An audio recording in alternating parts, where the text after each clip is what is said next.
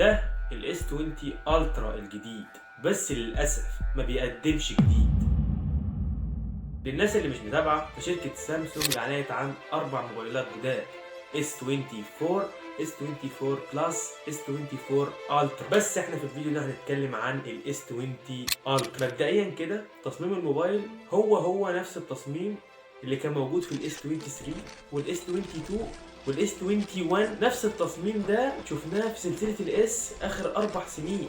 هو بصراحه يعني السنه ده حصل تغيير بسيط، وهو ان الموبايل بقى مسطح وبقى مصنوع من التيتانيوم. وبالمناسبه ايفون 15 برو ماكس مصنوع برضه من التيتانيوم. بالنسبه للتصميم الامامي فهو بصراحه يعني ما حصلش فيه اختلاف كبير عن السنه اللي عدت، هو نفس التصميم، بس بصراحه يعني الحواف صغيره جدا.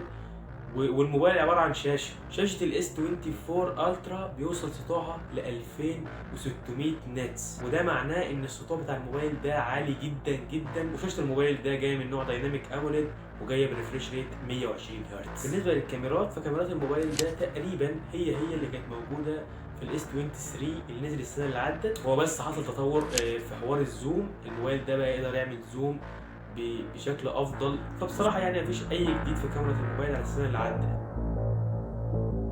معالج الموبايل ده وهو السناب دراجون 8 جين 3، معالج خارق. بعيدا عن اداء المعالج ده، لان كده اداء الموبايل ده جامد جدا. الموبايل ده حصل فيه تطور يخص الذكاء الاصطناعي، زي مثلا لو انت متصور صوره ومش عاجبك مكانك في الصوره، ممكن تضغط على المكان اللي انت واقف فيه وتحركه للمكان اللي انت عايزه، وفي ثواني هتلاقي نفسك موجود في المكان اللي انت عايزه. حوار غريب جدا.